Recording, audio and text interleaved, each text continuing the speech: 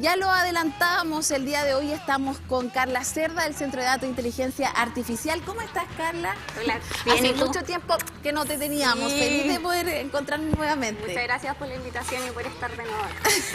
Carla, el día de hoy sin duda es un avance importantísimo en materia científica, considerando que tenemos a los dos grandes impulsores del Premio Nobel de la Paz 2024, el Premio Nobel, perdón, de Física 2024, que sin duda han cambiado la forma en la cual estamos interactuando, específicamente John Hopfield y por supuesto Geoffrey Hinton. ¿Qué significa este avance y este reconocimiento también para personas que sin duda han impulsado la forma en la cual hoy día también estamos hablando de estos temas en el multiverso, que tienen relación también con la inteligencia artificial? Sí, bueno, ambos han hecho varias investigaciones y sientan finalmente como las bases de lo que es el aprendizaje automático. Trabajaron harto con redes neuronales. Son cosas que nosotros desde el Centro de Datos de Inteligencia Artificial el día de hoy utilizamos. Aprendizaje automático, quizás la gente se pregunta como qué es, y en realidad es, en palabras muy básicas, es como que las máquinas aprendan de ciertas cosas. Uno le puede enseñar a las máquinas y estas van aprendiendo y así van prediciendo cosas. Entonces, por ejemplo, yo le puedo enseñar a las máquinas y mostrarles fotos de perros y gatos y le enseño, esto es un perro, esto es un perro, por otro lado esto es un gato, esto es un gato. Estos modelos de inteligencia artificial aprenden y después son capaces de identificar. Si yo le paso una tercera imagen, ya sea de perro o gato, te va a decir que es un perro o un gato. Entonces eso es como muy básicamente explicado para que la gente igual lo entienda. Son modelos que aprenden. Carla, ¿qué importancia tienen las investigaciones de ambos, cierto, en el desarrollo actual de la inteligencia artificial, que hoy los llevan ya a galardonarse con el Premio Nobel de Física, específicamente en lo que estamos hablando hoy? Sí.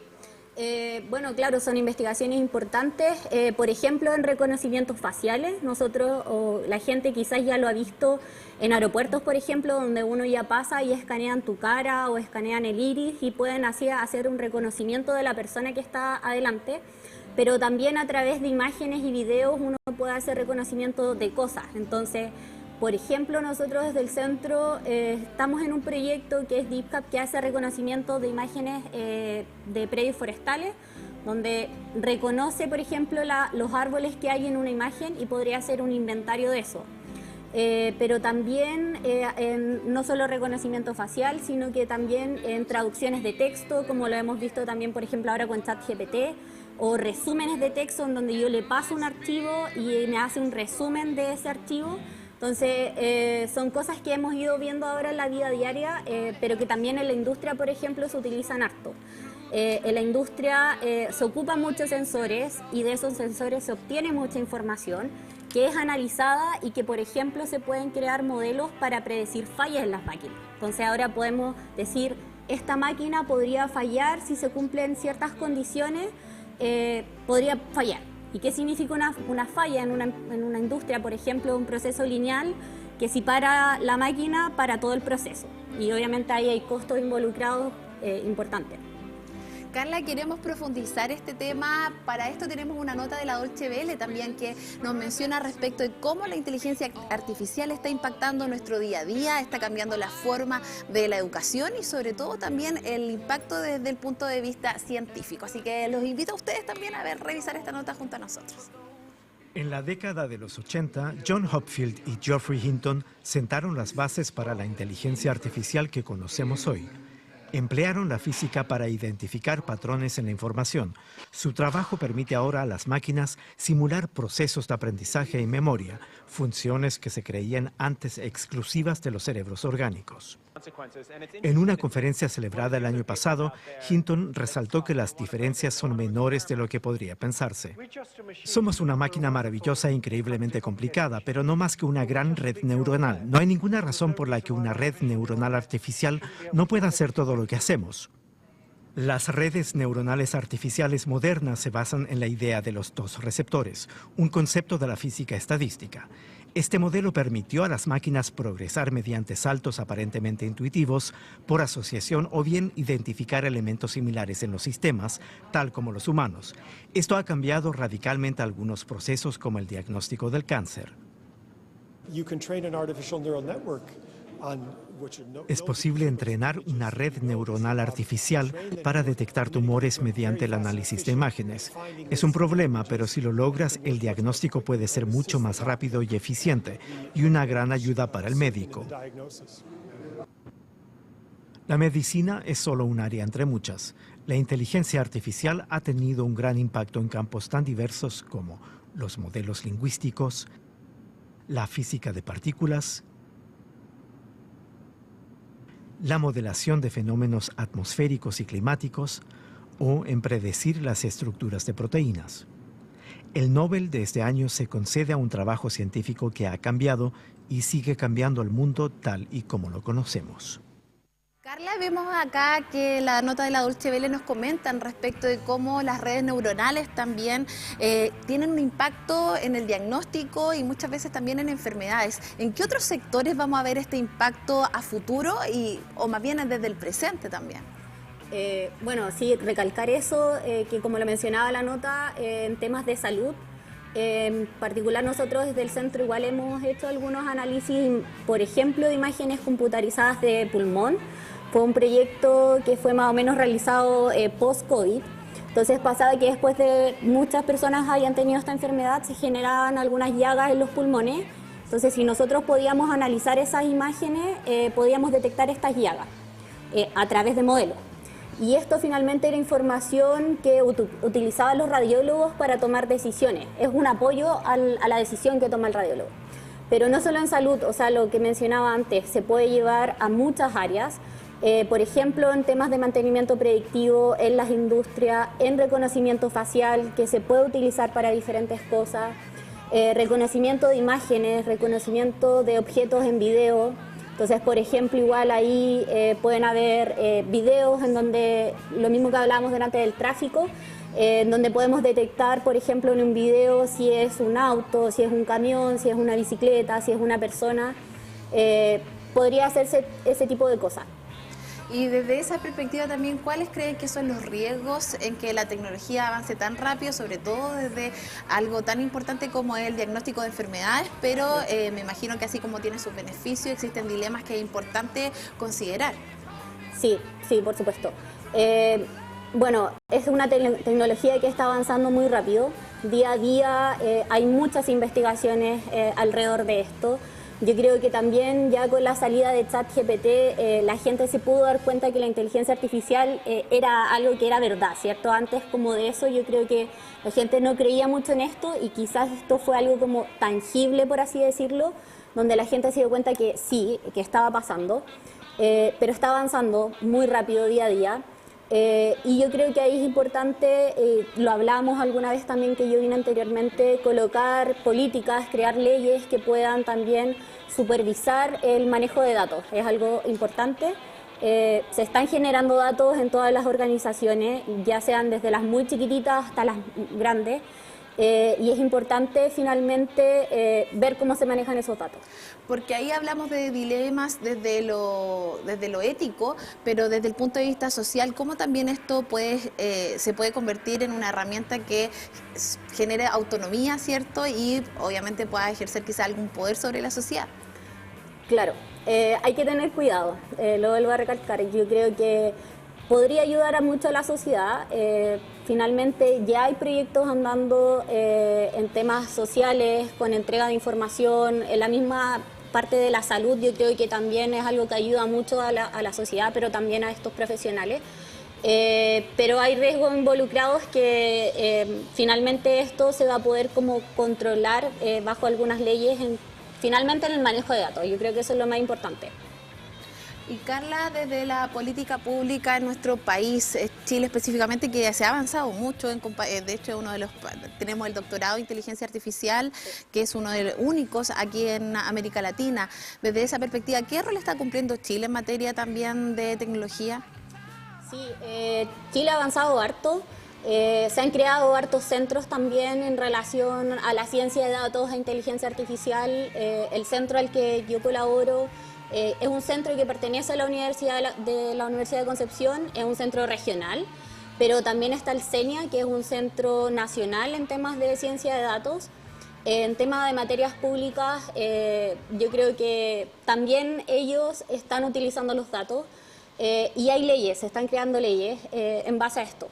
Sobre todo desde el punto de vista de transparencia también, que puede contribuir mucho. Lo vimos ahora en las elecciones también con un spin-off de la Universidad de Concepción, Stream Data, que generó bastantes análisis y datos respecto a lo que ocurría en tiempo real, haciendo mucho más eficientes los datos también. Pero ¿dónde debemos poner la supervisión desde la política pública y sobre todo desde quizás nosotros mismos en nuestro día a día?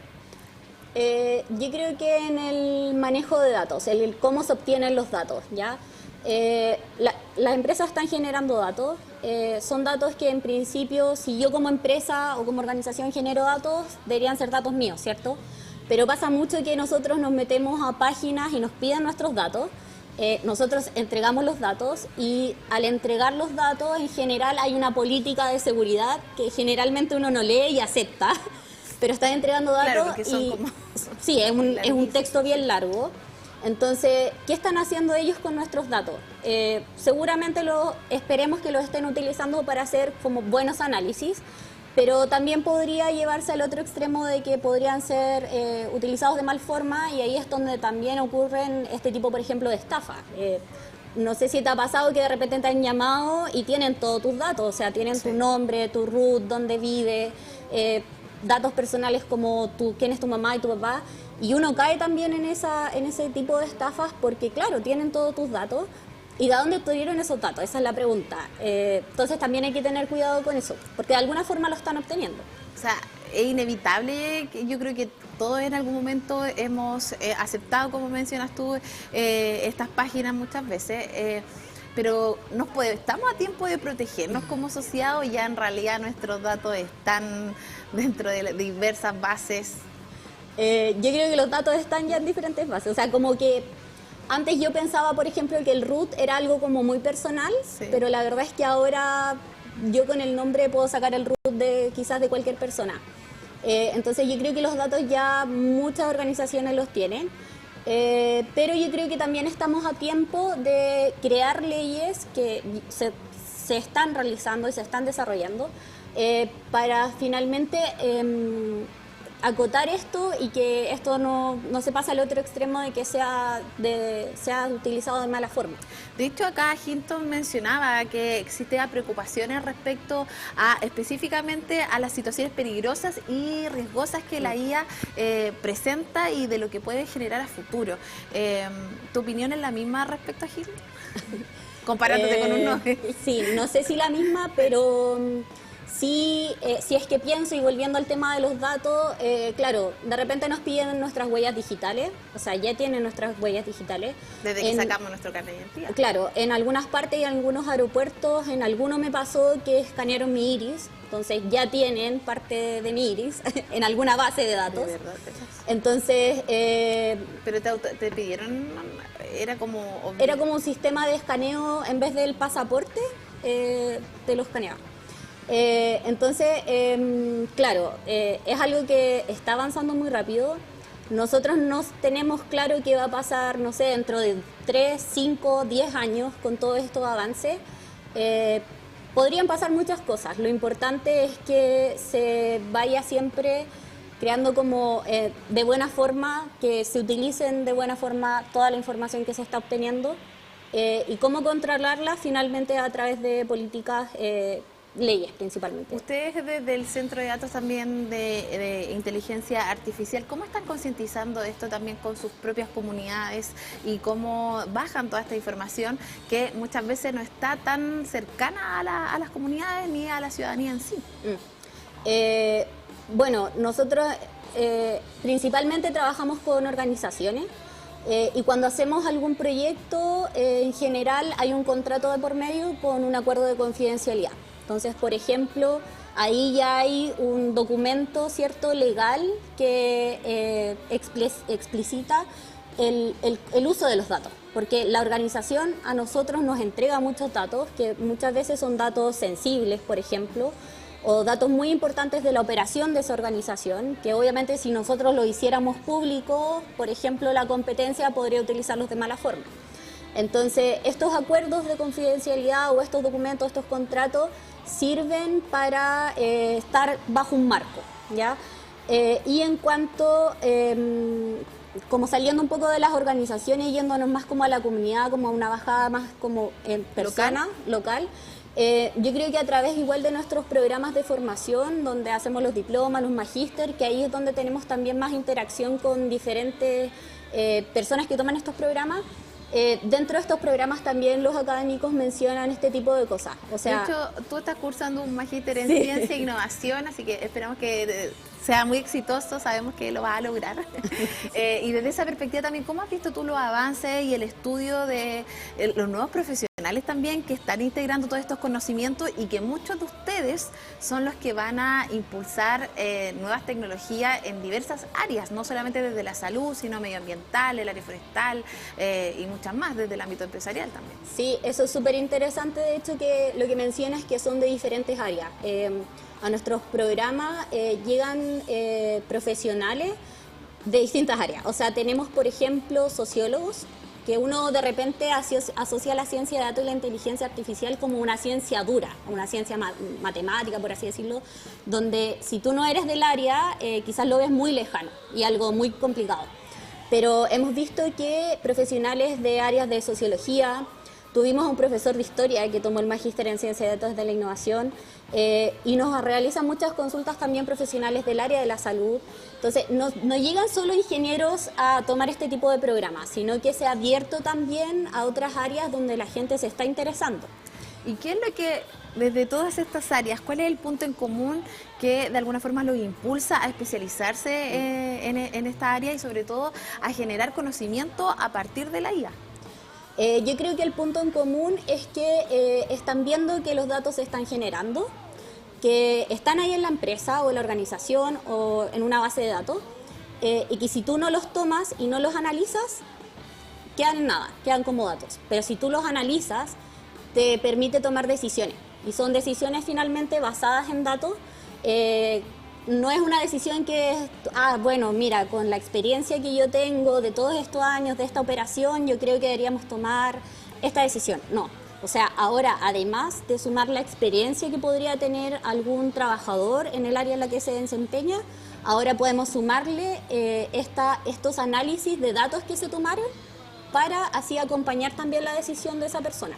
La idea no es reemplazar al humano, como también se ha hablado en otras partes que la IA viene a reemplazar a los trabajos que están realizando las personas, sino más bien nosotros lo vemos que es una herramienta que viene a acompañar la decisión que toman las personas en su día a día o en sus los diferentes trabajos que tienen. Y desde esto que tú mencionas, como una herramienta transformadora también, hoy en día en Chile vemos que existe una crisis de desconfianza por parte de la ciudadanía, de nosotros en sí, respecto muchas veces de las instituciones públicas, de todo lo que ha ocurrido con todos estos hechos también de connotación a nivel nacional. Y muchas veces esto también se genera porque en la transparencia de los procesos. ¿Cómo también crees que a lo mejor la IA puede ayudar a contribuir a una mayor transparencia desde los datos y sobre todo desde esta relación entre las instituciones públicas y la ciudadanía? Sí, o sea, puede ayudar en muchas áreas. Yo entiendo que todas las organizaciones públicas tienen que entregar su información. Es información que generalmente se demoran. O sea, si yo voy, por ejemplo, al INE a solicitar ciertos datos, claro, yo estoy en mi derecho de solicitarlos, ellos me los pueden entregar, pero es algo que se demora, no sé, días o a veces meses. Quizás con la IA, por ejemplo, se pueden implementar herramientas que permitan entregar esta información más rápido, por ejemplo. Y así uno puede tomarlos y hacer ciertos análisis. Pero hay muchas herramientas que finalmente se pueden complementar al trabajo que ya se está haciendo. ¿Y ustedes están generando quizás alianzas desde ese punto de vista para poder involucrarse en aspectos también más públicos? La verdad es que por ahora no hemos trabajado tanto con instituciones públicas, sí hemos hecho algunos proyectos, pero principalmente hemos realizado varios proyectos con organizaciones más privadas. Y desde el mundo privado también, ¿cómo ellos observan la mejora desde la productividad, desde la eficiencia y sobre todo de lo que mencionas tú, desde la toma de decisiones que básicamente impacta en los diversos modelos de negocio y tipos de negocios que ellos tienen? Al principio, bueno, el centro nace más o menos en el 2019 y en ese tiempo todos estos temas eran temas en que si uno iba a una empresa y le iba a hablar de estos modelos de inteligencia artificial, los veían como bien desde lejos, así como no, esto funcionará, no lo usamos. Sí, claro. ¿cómo lo vamos a incorporar? ¿Cuánto hay que invertir? Son inversiones grandes, igual las que involucra meter estos procesos dentro de la operación. Pero ya a medida que han ido avanzando los años y las investigaciones, las empresas se han abierto a utilizar esta herramienta, a incorporar la inteligencia artificial dentro de sus procesos. Y ahora, claro, se pueden dar cuenta que ayudan a reducir costos, a mejorar la eficiencia de los procesos. Lo que nosotros y lo que te comentaba anteriormente, el mantenimiento predictivo, tenemos un proyecto con una organización en donde tratamos de predecir fallas de algunas máquinas. Y es importante hacerlo porque si la máquina falla, para todo el proceso. Y eso le pasa a muchas industrias que tienen procesos lineales, en donde si para una máquina para todo el proceso y pierden mucho dinero finalmente, porque a veces paran por minutos, a veces la máquina para por horas y a veces la máquina está parada días. Entonces ya eso significa que el proceso está parado varios días. Y desde la perspectiva, porque hay una noción, quizás hay un grupo de la población también que no está muy de acuerdo quizás con la inteligencia artificial, está estos mitos muchas veces que se va a generar bastante desempleo, producto también de la instalación de esta herramienta, pero ¿cómo también podemos educar a la comunidad y que vea la inteligencia artificial también como un apoyo dentro de sus tareas más que como una competencia? Sí, yo creo que hay que educar a la población desde los colegios, desde los niños, hasta las diferentes organizaciones, ya sean públicas o privadas. Nosotros generalmente hacemos hartas charlas y es una pregunta que siempre o generalmente sale. Claro, la IA va a reemplazar a las personas y ahí es donde uno también coloca el punto de vista. Por lo menos yo creo que es una herramienta que sirve para acompañar la toma de decisiones de personas más que para reemplazarla. A pesar que se ha visto que ha habido reemplazos, por ejemplo, de algunos robots, igual hay personas alrededor que están en el proceso y claro, yo tampoco estaría de acuerdo con que finalmente esto viniera a reemplazar el trabajo de las personas. Carla, te quiero agradecer el día de hoy por relevar también a estos dos grandes científicos, ¿cierto?, que han impactado en la física y sobre todo que han impulsado la inteligencia artificial, pero también con sus preocupaciones y ciertas precauciones en esta temática. Carla Serra, del Centro de Datos de Inteligencia Artificial. Y para seguir profundizando, pero desde el área también de la agricultura, vamos a una pausa comercial y volvemos aquí al Multiversos, donde la IA hoy día es protagonista.